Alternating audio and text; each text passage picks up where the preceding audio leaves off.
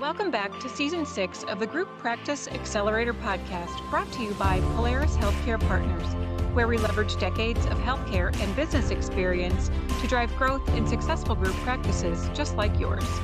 If you're a healthcare entrepreneur and you're interested in building, scaling, or exiting your group practice, you've found not only the industry's leading resource for business education, but a team of trusted advisors dedicated to helping you achieve and exceed your goals.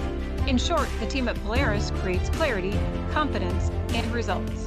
I'm your host, Jamie Falash, and the Group Practice Accelerator podcast is on the air. Hey everyone, thanks for joining me again this week.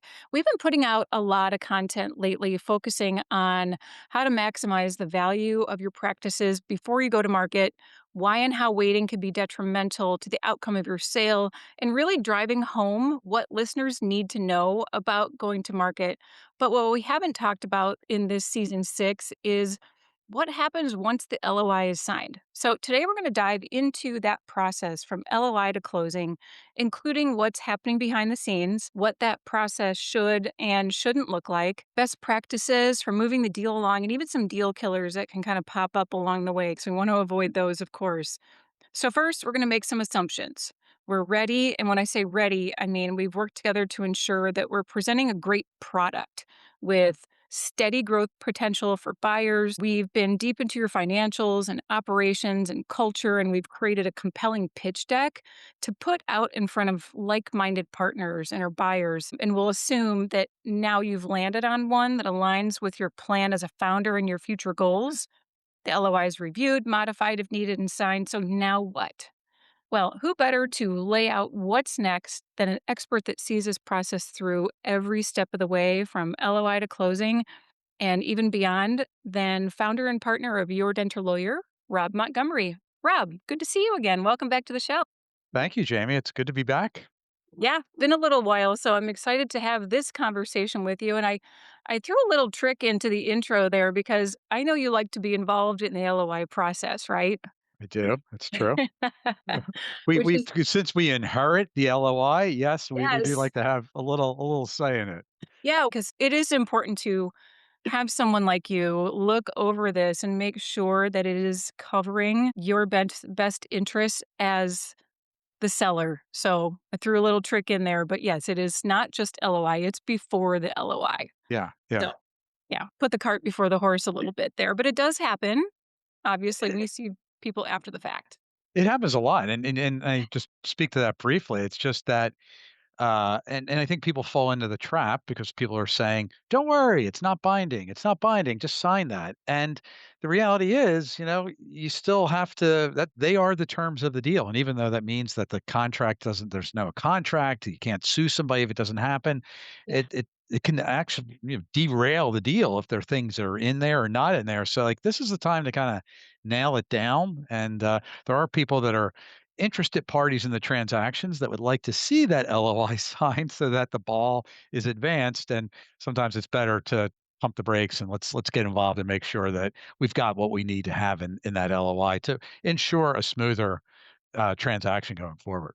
Agree. And I think in the interest of transparency, you want to come with your best foot forward and iron out some little details, in that LOI that could come up and derail things along the way. So I like that you're involved early on. Let's get that LOI in front of you before it's signed. All right. So I'm going to start with kind of a broader question.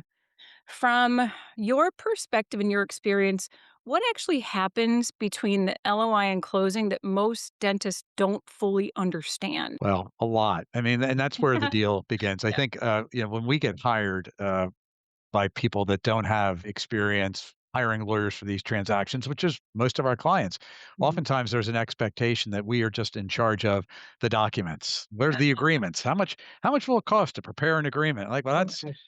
that's obviously an important part of what we do because Sure. without agreements, we don't have deals and we don't have closings. But it's a very small part of what's the most important stuff that we're doing, which is really solving problems and coordinating and making sure that the things that need to be done are getting done in a timely way.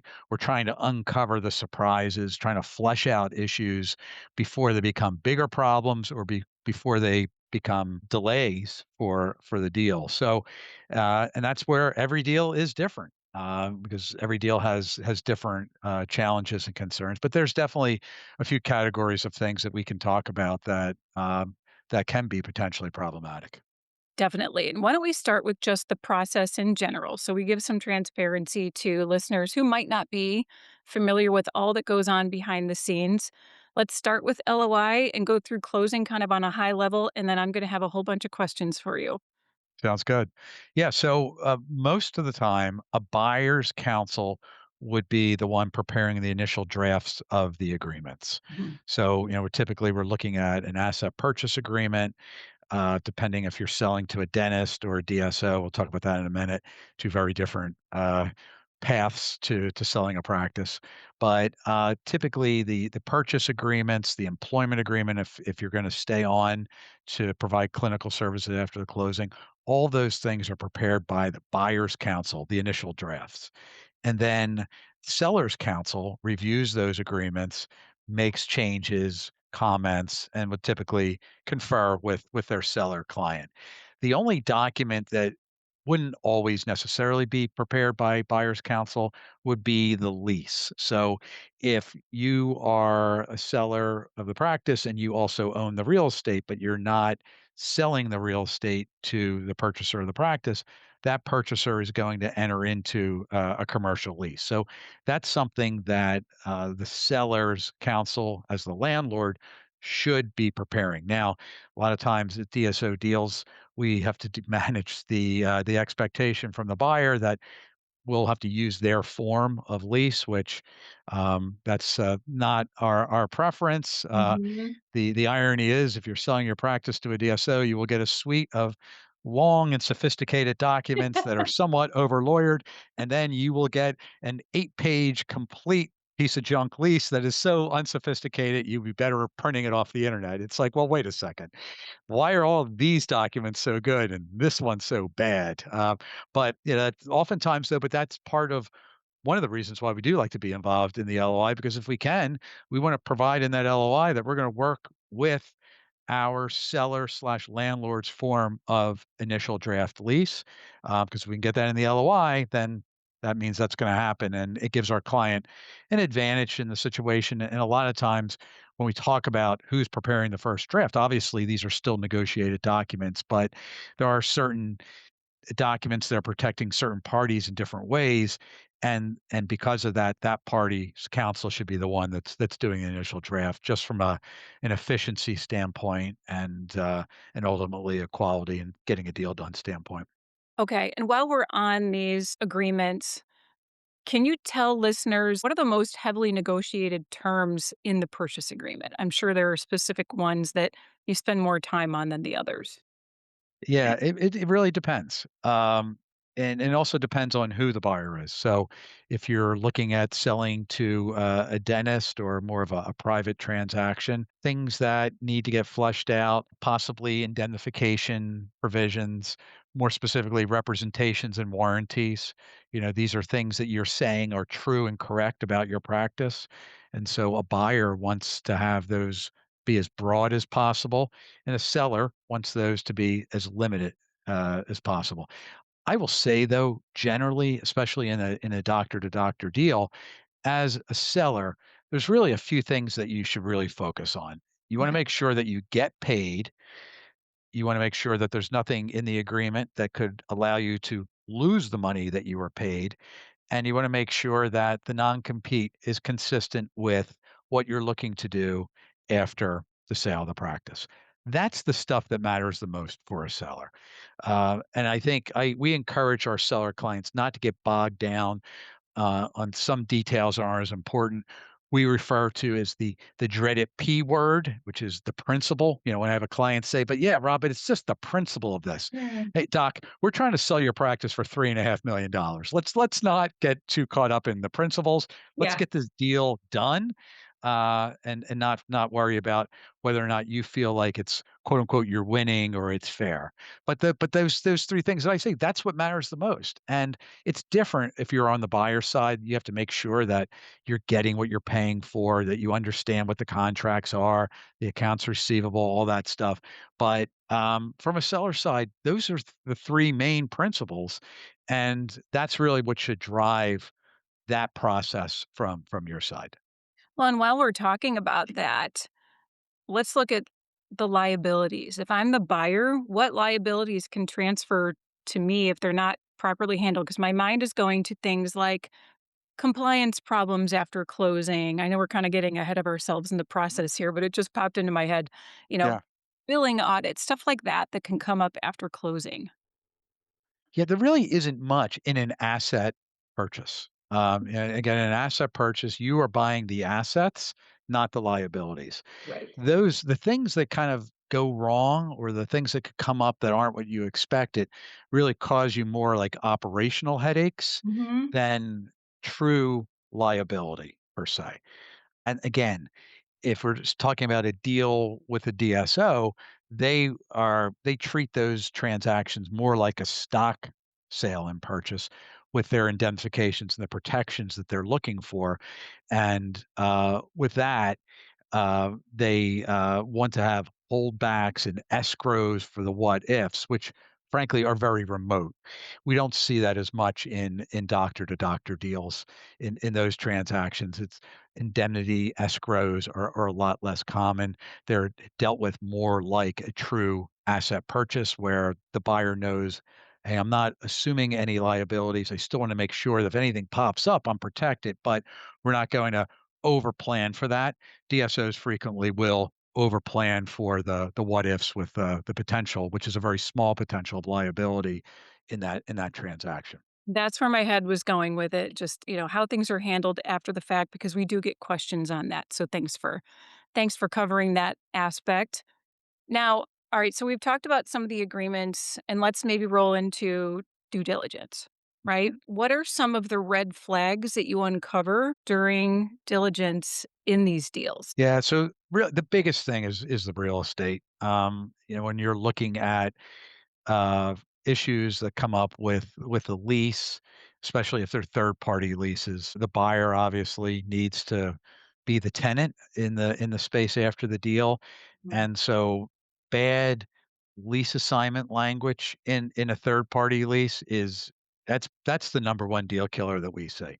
Uh, Once you have bad lease assignment language in your lease, that means that, and when I say bad, that means in our world that the landlord has a say. The landlord has to consent to the transfer of your lease to the buyer of your practice. We don't like that. We would yeah. rather see that that Right. happens. Well, I will tell you, Jamie, a majority of the time, if you're not working with somebody that understands this issue at the time you sign the lease and they're advising you this, majority of the time, a commercial lease will say, "This lease cannot be assigned without the landlord's consent." Yeah. Sometimes it'll say, "Which shall not be unreasonably withheld." Okay, what I think is unreasonable, what you think is unreasonable, what a landlord thinks is unreasonable, what a judge thinks is unreasonable, what a buyer thinks is unreasonable are all different things. Yes. So, as soon as you have that, you have just given your landlord a seat at the table.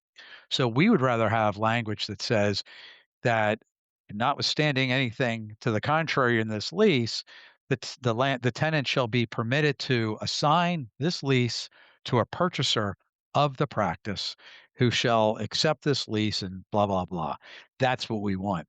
This is where and especially if you have a situation where you have a group of practices, multiple locations, multiple landlords, the more landlords you have, the more chefs in the kitchen, the greater the likelihood that you're going to be dealing with a one-off wacko. Mhm. And we see that. Here it is. We've got a client, they're selling a practice, they have 8 locations, 7 landlords are on board. One Ugh, landlord says, "I don't like DSOs." Like, well, okay, what does that mean? You that's know, rude. uh, yeah, we're dealing with that right now. Oh, goodness. and Wow. and they're trying to extract their pound of flesh, and we had a deal that should have closed 6 plus weeks ago. We're still talking about it, and trying to work through this landlord. And the reason why this landlord has this seat at the table is because the lease was not done properly, and it gave this landlord a seat at the table. And if you have eight landlords out there, one of them's probably going to be an opportunist. Don't be surprised. So that's a really big thing from a due diligence sort of deal success closing challenge. I will tell you that one of the things that makes me cringe, and it made me cringe as a paralegal in my stint doing that years ago, is subjective language in a legal Yeah, document. yeah. How do you make this a binding agreement or at least an ironclad agreement between anyone and protect anyone with subjective language like that? How do you make 7 landlords happy? And is this one of those principal things that you were talking about? What's the deal with I don't like DSOs? Yeah, well, that's a landlord just being yeah, that's a principal thing, right, yeah. It's just a crackpot, and so some of it is truly just dealing with a difficult individual, and sometimes it's just somebody that wants to extract better lease terms or higher rent escalators and things like that. So, yeah, it's a problem, and the bigger the enterprise, the more locations, the bigger the deal, the greater the likelihood. So you really have to be careful about that stuff and guard that issue as you're buying practices, doing de novos, extending your lease when you if you're a practice owner and it comes time to renew your lease. Every time you renew a lease, that's an opportunity to renegotiate everything in Yes. there. With the landlord. So if you know you're going to be transacting at some point in the not too distant future, and it's time to renew your lease, that's where you want to say to the landlord, yeah, I'll renew the lease, but we need to fix these things that could be challenges for when I go to transition my business. You just repeated the exact words that Ryan Gillespie spoke on last week's episode from Uh-huh. Car Realty. So we're all in the same cheerleading section here. I like the car people. We do lots with car people. And as I Yes. said, like, that's it. Yep. Like minds. Yep. Yeah, we Uh-huh. have to support each other and really do what's in the best interest of the client. But Yeah. outside, if we're not looking at the lease portion, how often do deals get renegotiated after diligence? Like, and what typically would trigger something like that? Again, this is a tale of two deals. Private sale, Yeah. rarely. DSO sale, somewhat frequently. I think a lot of times DSOs have put a number out that is conditional on confirming those numbers through the quality of earnings through their due diligence. And Mhm. so that kind of is sort of a running thing up until the closing potentially. So not uncommon for them to say, sorry, this isn't quite what we thought it was. But even when that happens, this is where really working with good consultants and a good team is just essential because when that DSO says, "Yeah, we did our QOE and it's not what we thought, so we're going to reduce the purchase price," you Mm. need your people to say, "Whoa, whoa, whoa, hold on, that's not right. Let me see your work. Why do you think this? No, that's you can't add that back. That's not flying. That these numbers aren't any different. You're just trying to spin it. You need your sell side consultants, your brokers, your CPAs, your lawyers to go to bat for you. You just can't take that as the word that that the EBITDA isn't what we thought it was. That yes, it probably is. And here's why. But that so that we do see that those deals get retraded. Well, and on that same note, are there any good ways for sellers to prepare for due diligence and avoid some of these delays? I know some of it can't be avoided, like we were talking Yeah, about the lease. A lease is, well, it's got to be dealt with, but anything in advance that they can start thinking about before this whole process. yeah. I think the biggest challenge for a seller with the due diligence is just the process in some of these Mhm. deals. Again, tale of two different deals. Dentist deal, not so bad. Selling to a DSO, it's very challenging to respond to the requests for due diligence if you don't have somebody on your team or somebody assisting you to respond to those requests. And then we see, I feel bad for docs and they're going through this where you get a due diligence checklist that's an Excel spreadsheet that's 10 pages long asking for all kinds of stuff. And Right. here you have a doctor who's a chairside dentist who's trying to treat their patients, trying to run their business, and then we've got this little extra credit project that's thrown on top of it. And a lot of times they would rely on their office manager and other employees to help them with these types of things. However, I don't want to necessarily tell my team yet because I don't know if this is actually going to happen. So now you're kind of left out on the island trying to manage these requests without having this assistance. And, that's not really legal or financial. It's just practical. It's Yeah, a challenge. And I don't really have a solution for that other than it would be helpful if you have people that are family members or friends or consultants, other people that you really can get involved to take some of that load off of you to help just transmitting information, printing reports, sending it. And then they say they want this, but you've already sent it, but you have to send it again. And like they forget what they got and it's not quite right. And it can be really, really time consuming and stressful for that to happen. So I would say, strategize, like, figure out and talk to your team. Like how much time do you think I'm going to need to allocate to be responsive to these requests? yeah, And we see some docs that are able to manage that well, and we see some that are not at all. And unfortunately, the people that are working on these deals, their whole job is this deal. Our clients who are the sellers, they have this whole other business that they're running and they're also practicing the profession. They don't have time at on a Tuesday at 3 o'clock just to take a few hours to do something or to jump on a call. So all this stuff ends up happening at nights and weekends. And so I would just say like try to develop some sort of strategy or team to be able to manage or help you manage the due diligence request yeah. part of the project. Absolutely. And hopefully you've got, trusted people within your organization. Maybe that's an office manager, maybe it's a spouse, maybe it's a director of operations. Just get some support and lay out a game plan. Who's going to answer these and how often? And let's keep track of what's been shared so we're not having to reproduce the same work over and over. And when you're trying to practice dentistry. I don't Okay. envy them. Yeah, I feel bad for them in that, and sometimes we feel like, "Geez, we sent that to him 4 days ago." Like, "Yeah, well, this guy's got a lot going on."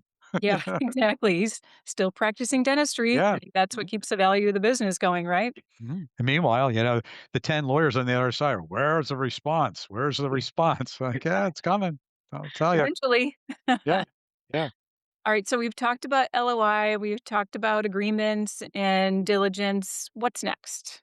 I think also kind of in the tail end of diligence, and this is gonna take us into kind of like the pre-closing stuff, Yeah. knowing what liens are on the practice, lien searches, these all are gonna need to be paid off. So trying to get out in front of that, have that list. Who are these lenders? Are the payoff letters? Do you have payoff letters? If not, when are they gonna be requested? How long is it going to take? How are we gonna pay those people? Wire instructions.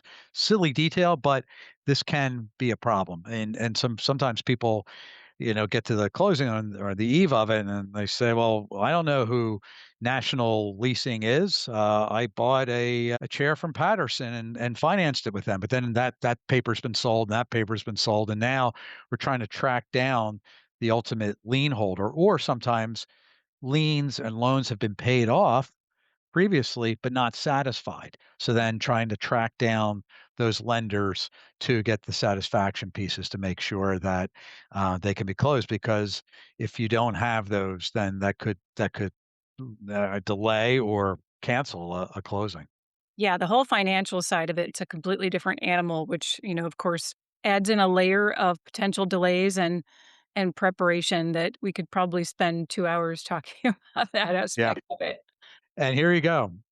Spoiler alert, time is the killer of all deals. Yes. So when something happens that causes things to be delayed or take more time, that's when they start to drift away and the potential for the deal to fall through starts to increase exponentially. And that kinda leads me to I have a couple more questions, but one of them was on that deal killer front.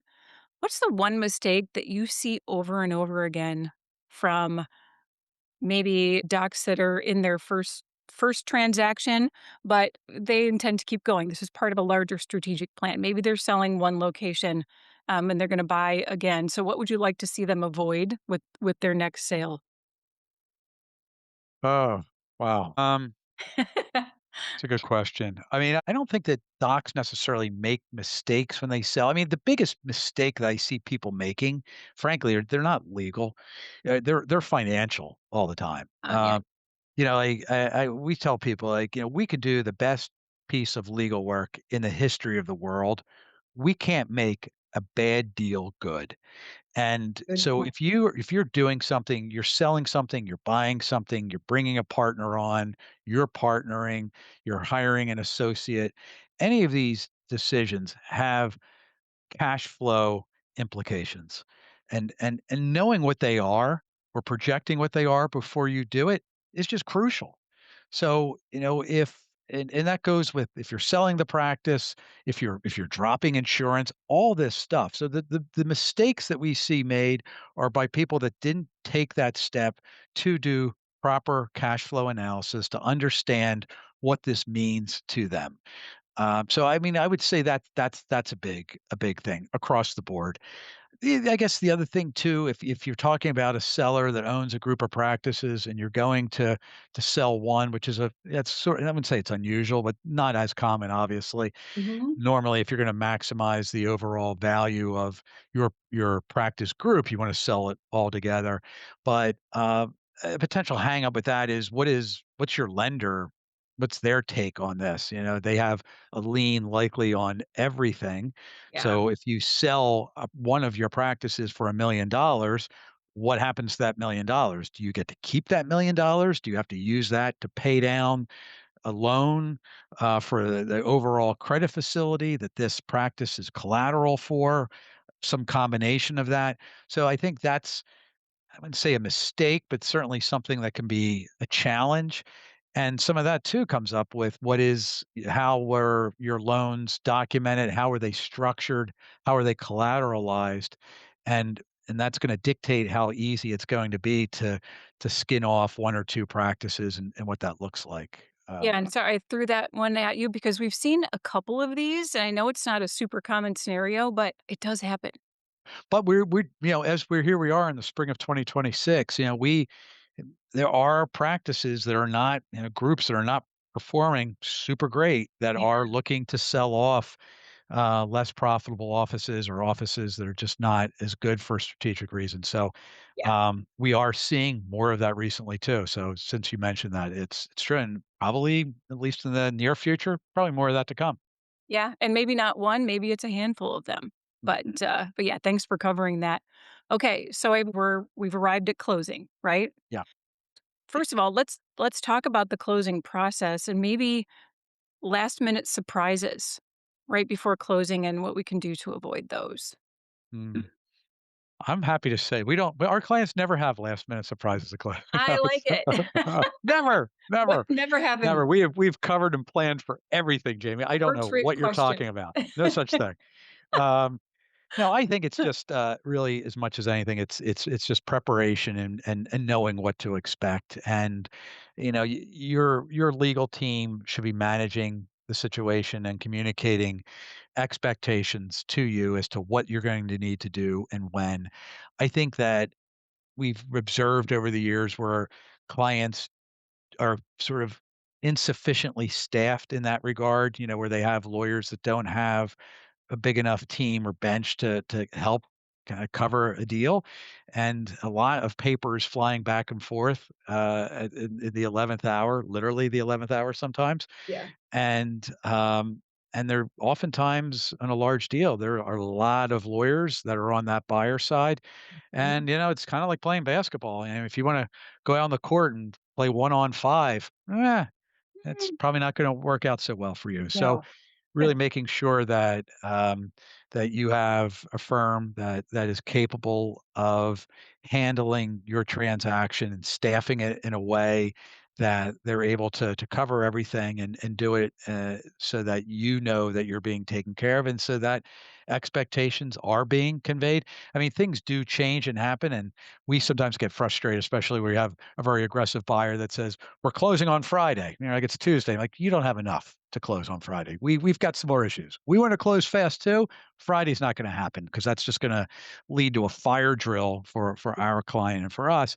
And our client, as we're talking about, they're seeing patients for the rest of the week. And so if we're going to have to deal with issues or solve problems or get them involved, we just can't. So let's be realistic with when we're closing and push it back a few days. But really, I think as much as anything, it's just really important to make sure you're communicating with your team, specifically your legal team. When is this going to happen? How am I going to sign documents? Realistically, I mean, you're going to be signing via DocuSign, but when is that going to happen? What do you need from me? When will I receive those documents? Just communicate and ask those questions. They're reasonable questions to ask. You should be able to get acceptable answers to those. I had a new client, sweetheart of a guy, engaged us just yesterday.